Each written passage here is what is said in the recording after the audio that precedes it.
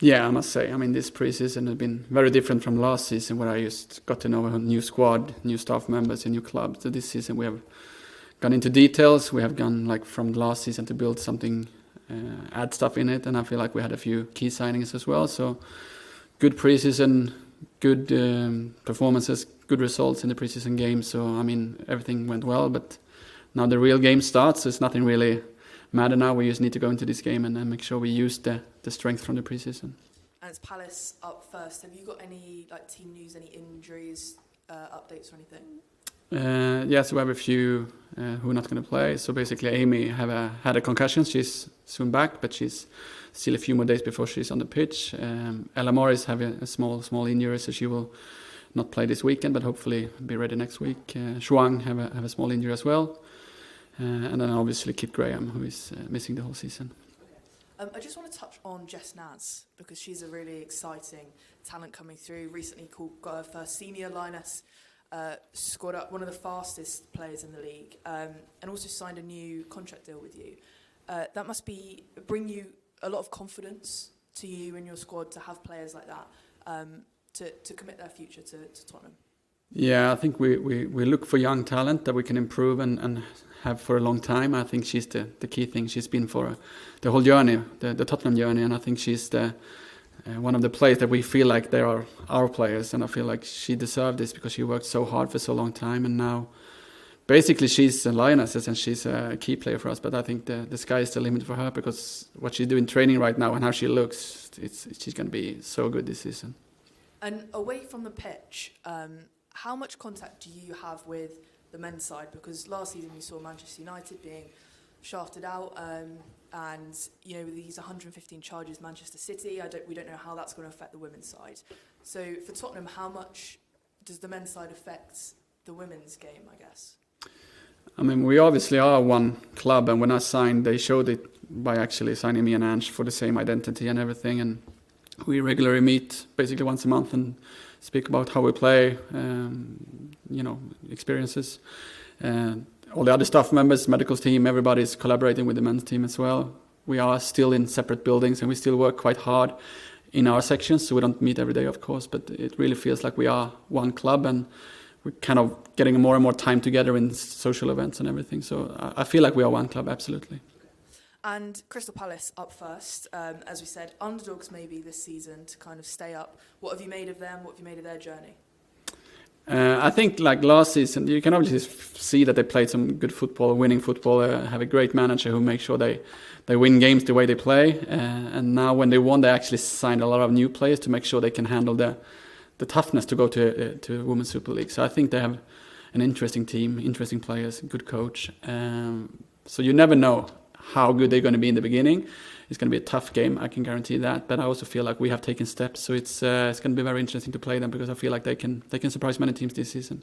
And you might not want to answer this, but do you have any tips or advice for a new club coming up to the WSL and how to stay there? It's very different from each club. Some clubs want to keep the strength they had and just keep going, and some players want to sign new players. I think Crystal is using their brand to sign quite good players and keeping the coach and some of the key players. But you never know what's right and wrong. But I just want to make sure they can strengthen themselves, and if they are relegated again, to not disappear. I want to make sure they can keep building, and I think they have a plan for that, I guess. And I don't want to see teams go down and then disappear from the league. That happens before. Okay, but no advice? I'm just trusting that they know what they are doing, and I feel like what they're doing now is they're completely opposite from Bristol. But you know what? It's up to them. I'm not good at that, so no, I cannot give them advice. Jamie? Robert, hello, it's great to be back in front of you. I just want to talk a bit about the transfer window, because it feels like last year you came over from Häcken, really brought this attacking-minded football to Tottenham, but at times there was maybe a little bit of weakness in defence, and heading into the transfer window, it was a lot of strengthening was done there. Obviously Claire Hunt, Amanda Nilden on the permanent, and also Ella Morris. Did you meet those defensive goals that you wanted to meet heading into the transfer window, and how excited are you about those players?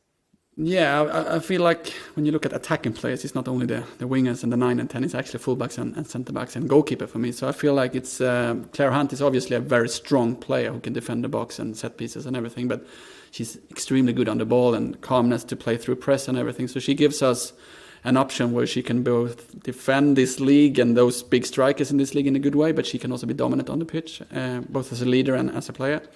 Ella Morris and her fitness and energy will give us some really good pleasure this season, because she's an attacking fullback, so she's going to give us that as well. So absolutely really happy with the signings, and obviously we signed Maite very late in, but she's a very, very good footballer, which is totally something different that we had, and she's going to be extremely important to us to make sure we can break down low defendings and also play out from the back.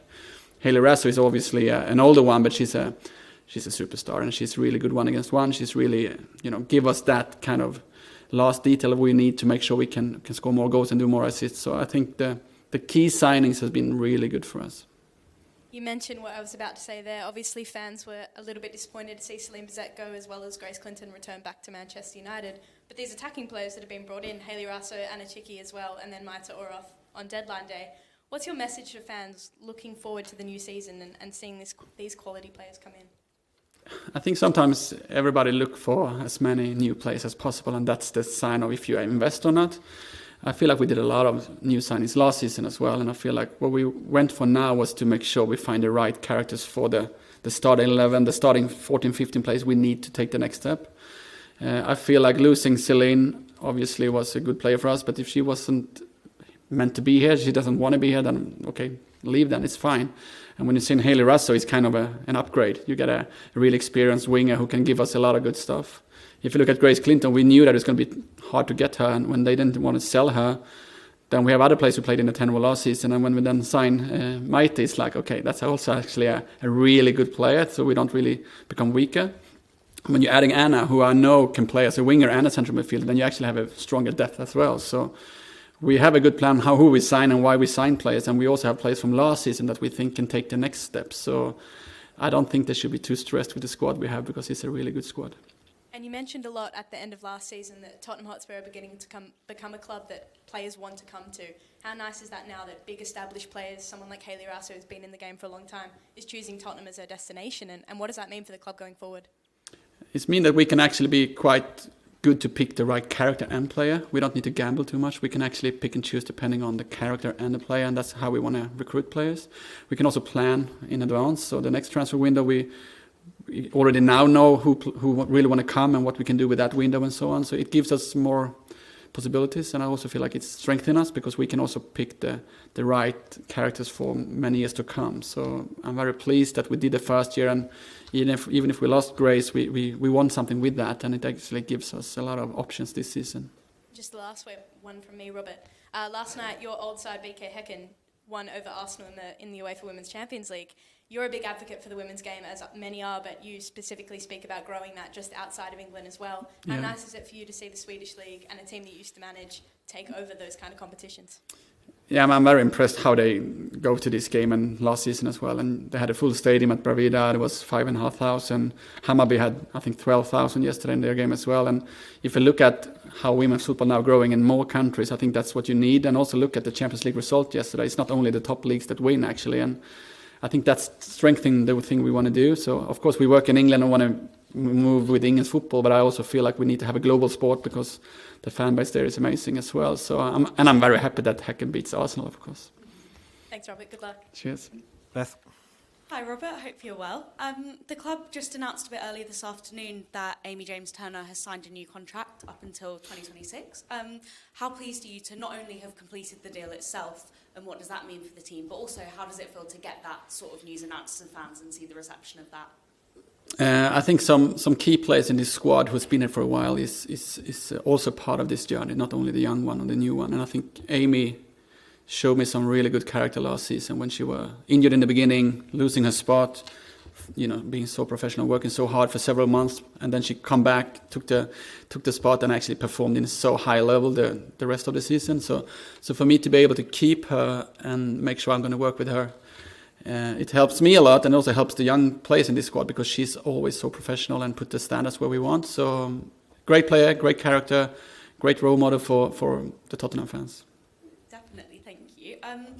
Amy also has done a report into women's football and climate change, which has recently made the shortlist for the Sport Positive Awards. So I just wanted to ask you a bit about what the club does to kind of support players like Amy who have off-pitch endeavours that they're embarking upon? Clearly there seems to be a really great environment to foster that supportive atmosphere for them. So just wanted to ask you a bit about that and how proud you are of it, really. I just love, and I think actually that's when I went to women's football, that there's so much more players in women's football that have an education, that kind of trying to find ways to also do something else than football, because you can find time for that and still be professional. I think Amy is a clear example how you can use your stage and your knowledge about stuff and find your own way, and I feel like we are very proud of that because she's doing something good for the society and for the environment, right? So for us, it's obviously a role model off the pitch as well, and I think as long as we can stay professional and train and find a football bit, and they can do it as well, then we're always going to support that. Thank you so much. Good Cheers. luck for the weekend. Cheers. Will. Hi, Robert. With the takeover by the WPLL that we've just recently seen, how do you see that impacting the club and its supporters, if you see it impacting it at all? I just hope that it's going to give us more power to find the right way for women's football and not just copy the men's football's journey. I feel like sometimes when you look at men's football and women's football, you're kind of thinking that everything's going to be exactly the same journey as the men's team did. But I think this can be the thing that makes us think a little bit outside the picture and make sure that, okay, it's female athletes, it's women's football, it's different fan base and everything. So perhaps we also now have more power to find that way to make sure we grow women's football and women's sport. So I'm not really digging into everything yet, but I just feel like it's a good opportunity to make sure that people that know the business can help the business to run to the next step.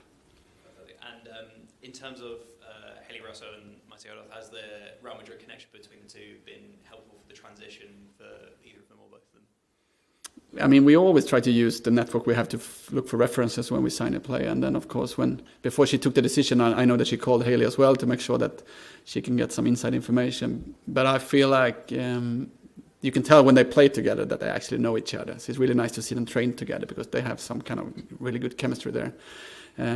But also, like, when you get like, okay, this person is a great person, they're going to fit into this group, and she's a very professional player. These kind of inputs to me is so much easier when we're going to take a decision if we're going to sign a player. So Haley was a big thing for us to know that, okay, we're signing a good player, but also a really good person. Okay, we will move to questions on the online feed. Please use the raise hand function to ask questions. We'll go to Alex first.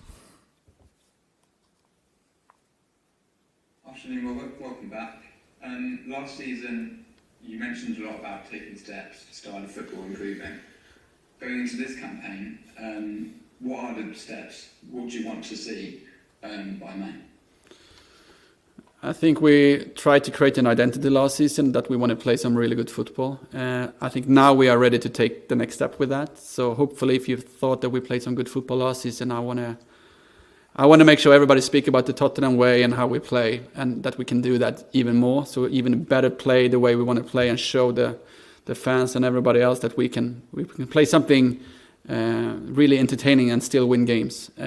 Because the second thing is we want to win more games. I think we had a few extra draw and some losses where we shouldn't have last season, so we need to learn how to win more games this season through the way we play and also game management.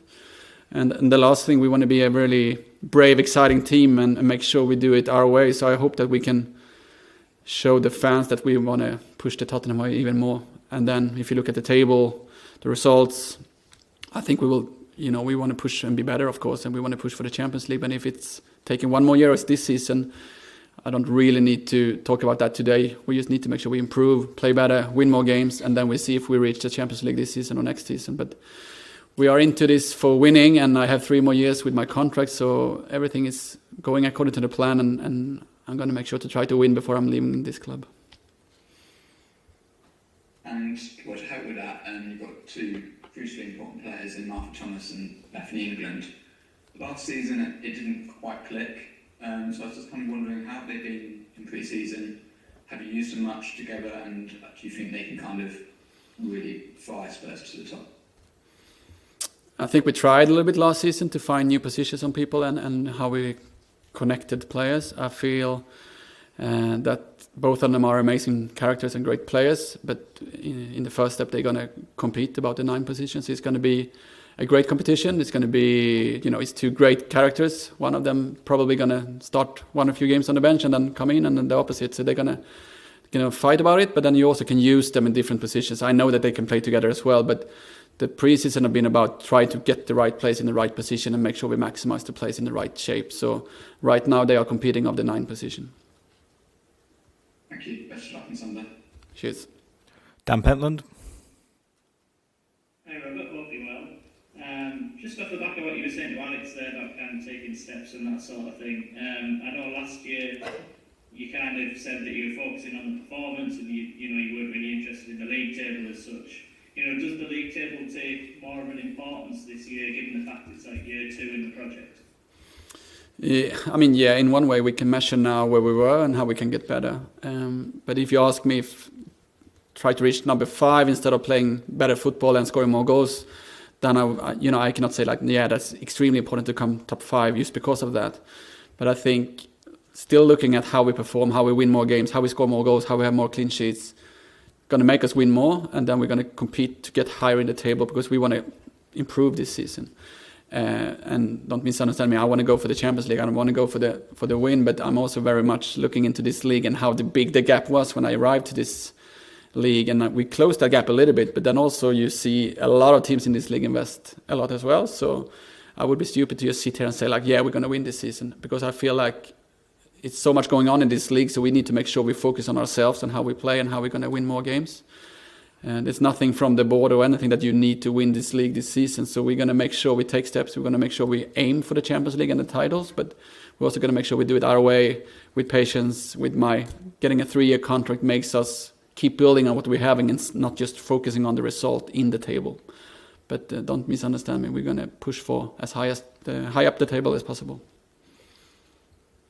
Just coming back to Crystal Palace, Spurs being the first club to play them in the Super League, is that a good thing or a bad thing in terms of, I'm just thinking if they come up and they kind of haven't suffered yet, on the back of the promotion, you might kind of play a different Palace to what you might play, 10 games in or that sort of thing.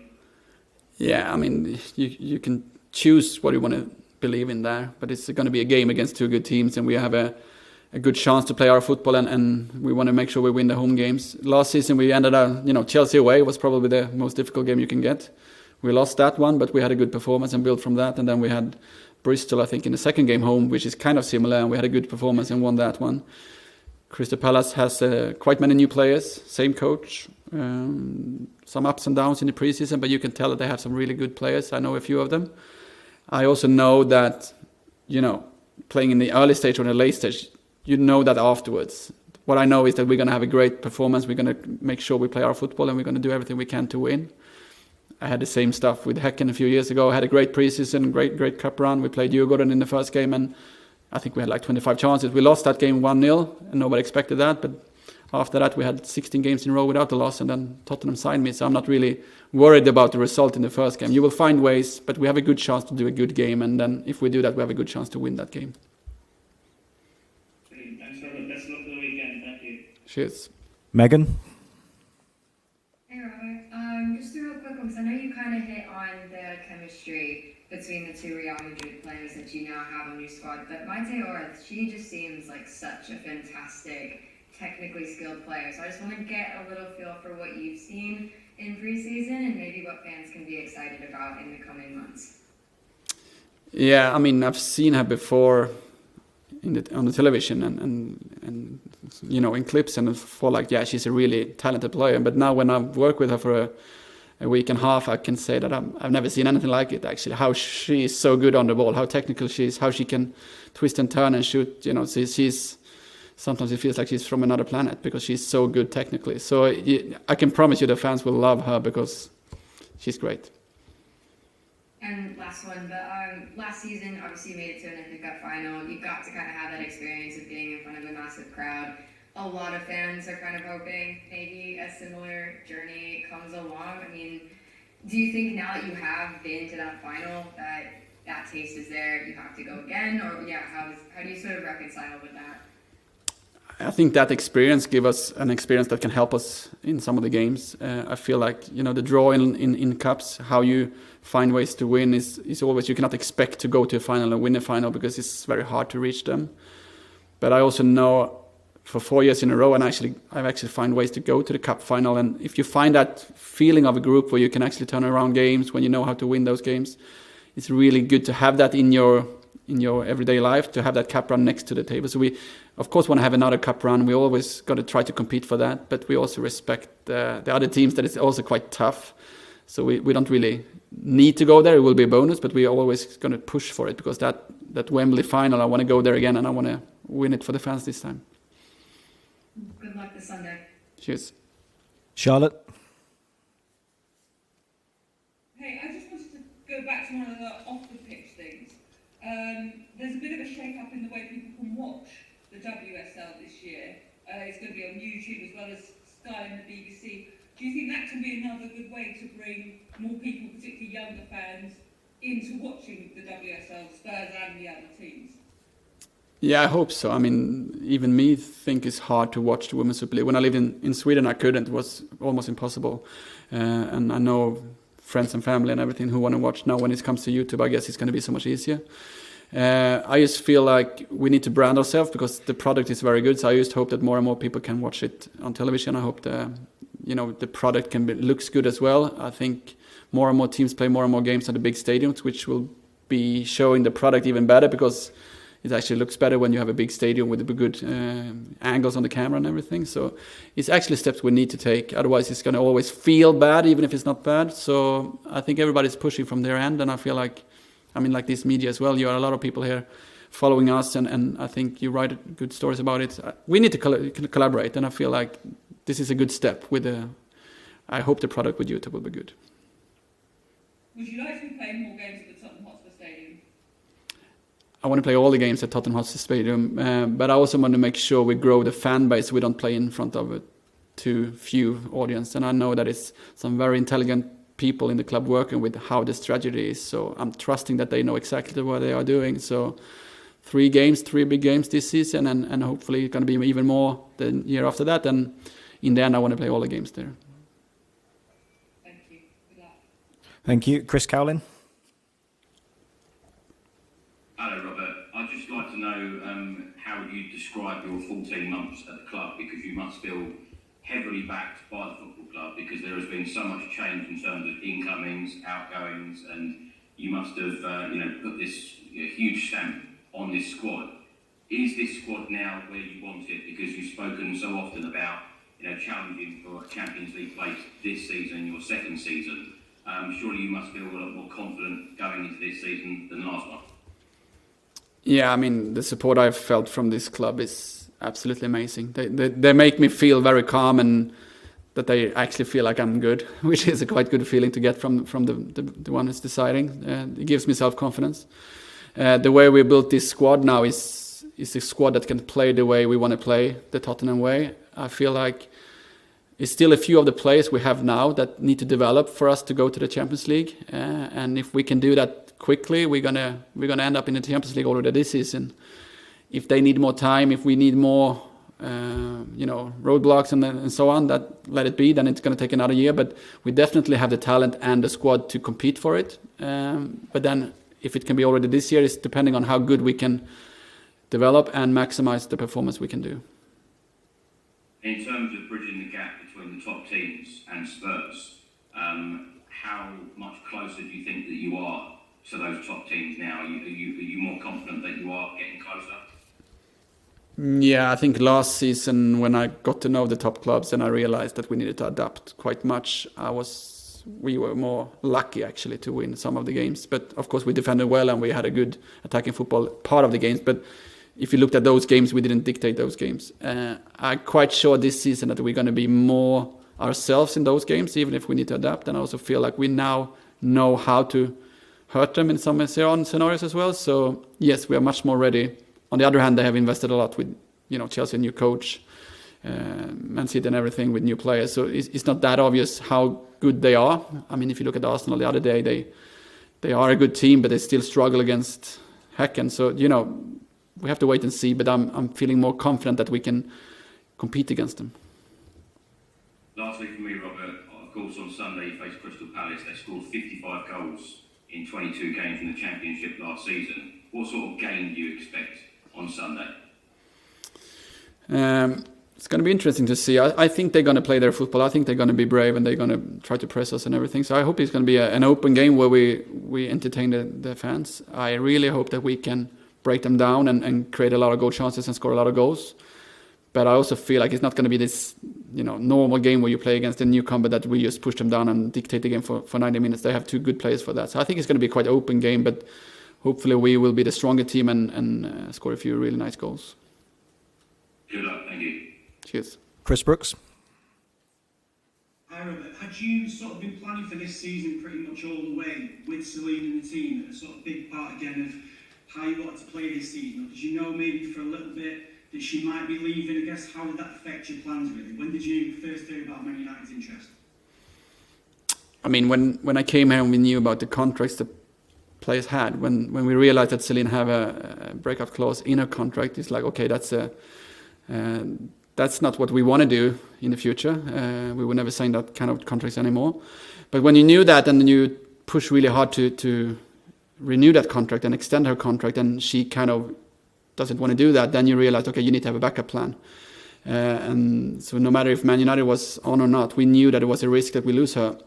So we started to prepare for who we want to take in. And then Hayley came up, and then, Man United came and bought her, and then it's like, it's fine. If you want to leave, then leave. But we had a plan already in the beginning, and we actually get a player who want to be here. And I mean, we should never try to convince players to be here. If they don't want to be here, so, okay, leave them. It's fine. There's so many new players we can bring in. So we had a plan, and I think we actually look really good in those wide areas now. Is that a part, though, Robert, of Spurs becoming a top team in this league, to say we're not going to give contracts anymore where there's those clauses in, or if they are, they're not going to be so low that they're not really reflective of that player's importance and their meaning maybe to the fans? Is that something that you're going to change moving forward now? Sort of line in the sand, that doesn't happen anymore? Yeah, I mean, this is quite similar to what I had in Häcken. When I took over Häcken, I had Champions League group stage, and I had Stina Blackstenius playing Benfica away, and then her contract was actually running out in the middle of November, so I couldn't use her in the game afterwards. So we had a tough work the first 2 years to make sure the players had not only 1 year's contract, they should have 2, 3 or 4 year contracts. So when you develop a player, and if they want to leave, you get a benefit of actually money as well. Hopefully you don't want players to leave, but if they want to leave, you're going to get money back from it. So yeah. So one thing is that, and the other thing is to get actually longer contracts on the players we think is going to be here for a while, because we want to work with them, but we also have an insurance if we want to sell them or if they want to leave, we actually get money for them. So, I mean, that's obviously something we doing all the day, all the time, and that's something that we're fixing right now, but that's an old structure problem that we try to fix. Just a final question. You've talked about wanting the squad to have young players on the edge of breaking through. A couple of those players are obviously Lena and Araya. Is the plan now for those two players maybe to have chances here this season to start to play? Would you prefer that to be at Spurs, or could it be that those two or one of those two play here for a few months and then go alone somewhere later this season? Where are you up to in your plan for Lena and Araya? I think we decided quite early to give them a chance in the preseason because we see enough talent and we see the balance in our squad that is we're still not exactly that young that we want to be, but we see those two with a really high potential, and during preseason both of them have been really good, and especially Lena has scored I think 3 or 4 goals in preseason and actually showed that she can compete. So the plan is for them to stay and be a part of the squad and compete for minutes, and when we end up at Christmas, and if they don't get the minutes they need, of course young players need to play, so we will reconsider if we need to send one of them on loan or so, but right now they are here to compete and they're actually competing very well. So